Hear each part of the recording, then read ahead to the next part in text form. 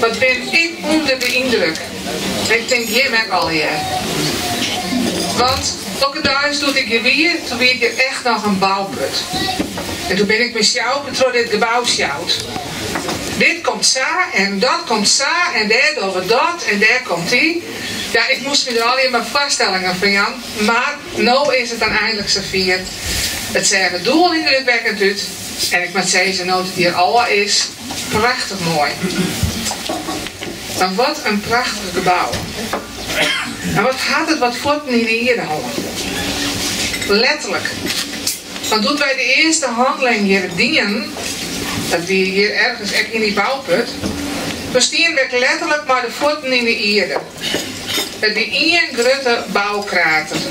En de garage daar aan die kant, nou die hang wat gevaarlijk. Dachten we, hoe komt dit hier? Maar toen wisten we nog net dat er nog een echte put vonden we zo. Een put dat letterlijk een keel of kool in dumpt weer. Want we staan hier op historische grond. En je hoort we dan weer een bladzijde tas krijgen om de geschiedenis van Arnhem. Verrassend detail.